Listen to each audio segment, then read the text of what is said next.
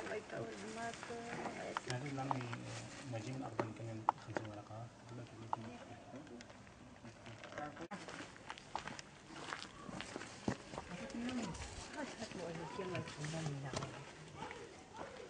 الله يتقبل، الله يكون ممكن هذه أنا أروح نجيب مثلا الطيبين كل إطفال كل صغار كل كبار.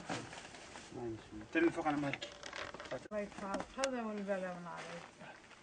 ربي الله يعطيك. ربي الله يتقبل. الله تعالى الله تعالى يعافيك من كل بلاء ربي. الله تعالى يكفيك الله تعالى يخلي ولادك.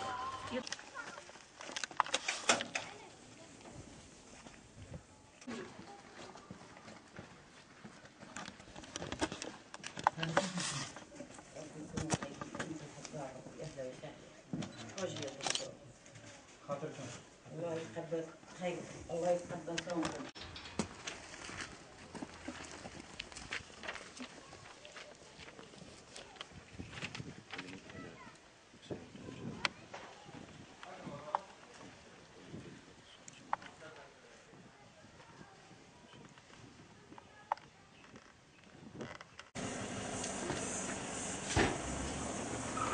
Faaliyetlerimiz arasında fakir aileler ve zenginler arasında köprü olma gibi bir misyonumuz var.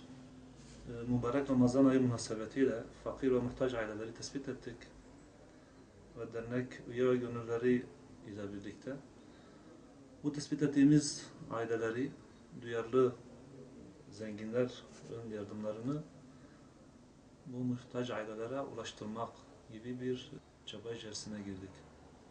Dolayısıyla özellikle şu yaşadığımız çağda fakirle zengin arasında gittikçe açılan mesafeyi tekrar İslam bize yüklediği misyonla dengeyi kurmak ve zenginle fakir arasındaki o muhabbeti, ülfeti sağlamak amacındayız.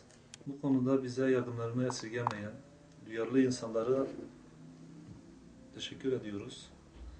Bu yardımları sadece Ramazan ayında değil, diğer zamanlarda da sürekli bu fakir ailelere ulaştırmak için ellerinden geldiği kadar devam ettirmelerini özellikle zengin ailelerden bekliyoruz.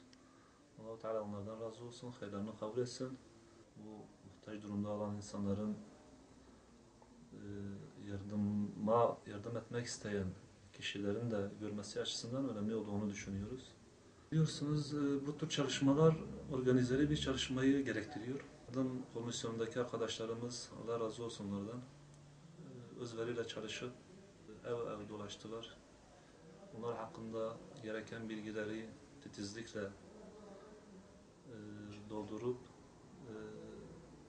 gerçekten yardıma muhtaç olup olmadığını kendi yerinde görerek tespit etmeye çalıştılar. Ve bu araştırma sonucunda zaten uygun görülen, yardıma muhtaç olduğunu kesin olarak kanaat getirdiğimiz kişilere ulaştırmaya çalıştık.